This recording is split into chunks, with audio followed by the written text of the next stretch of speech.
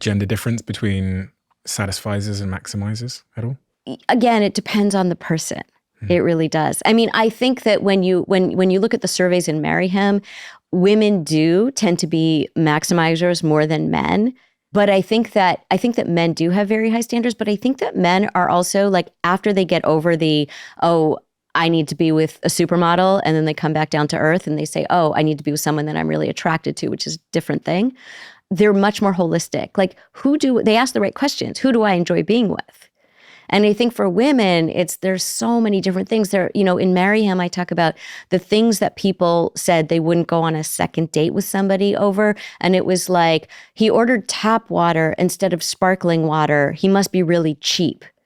These assumptions that people make, like when they came by and said, which kind of water do you want? And maybe he's just accommodating. Maybe he just said, tap water's fine. Or he wore those kinds of shoes with that kind of belt. He doesn't have any fashion sense.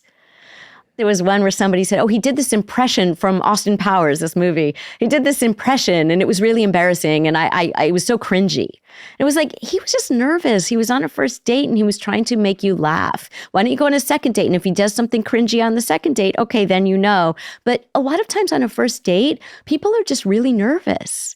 So they did one thing, but the rest of the date was great. Go on another date with them.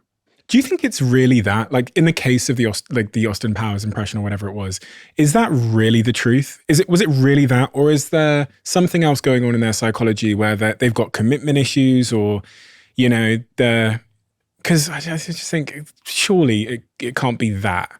Yeah. I think you're right. I think when you really get down to it, you see that, there are reasons that people will find something wrong with a partner if they are avoidant of intimacy.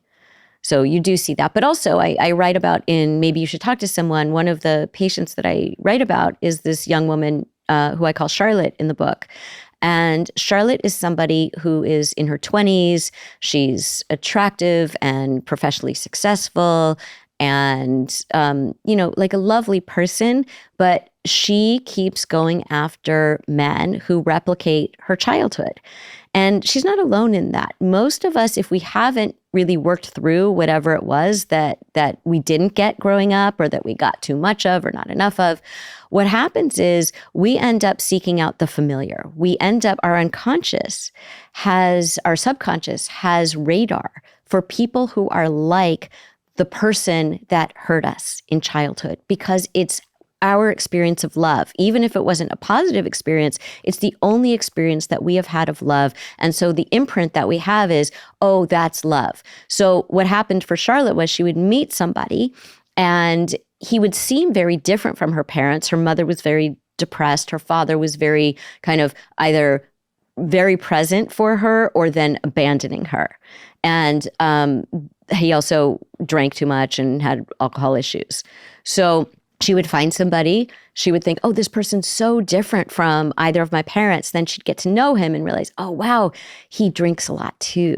Didn't realize that. Except her subconscious did. Like she somehow had radar for that person. Or this person yells a lot too. Or this person is really inconsistent with me. They're either love bombing me or they're disappearing. And I never know where I stand with them. That was her experience of her father. So once she really kind of processed what happened with her family, she started going out with different kinds of people, meaning she started being attracted to different kinds of people. In that transition period, she was like, oh, I'm going out with this person, but he seems really good for me, but I'm not really attracted to him. That was because she was still attracted to sort of the father and the mother, the different qualities, the victim-y mom and the unavailable mom, and then the dad who was kind of inconsistent with his availability and also his temper and his drinking. So it's interesting to see that she would date people just like that without realizing it at first that she was choosing them. So I think that one thing that therapy can really do for people is to help you see, why is it that you're having trouble meeting someone? Why is it that you're having trouble once you're in relationship with someone, if you get that far, maintaining that relationship or finding someone who's good for you?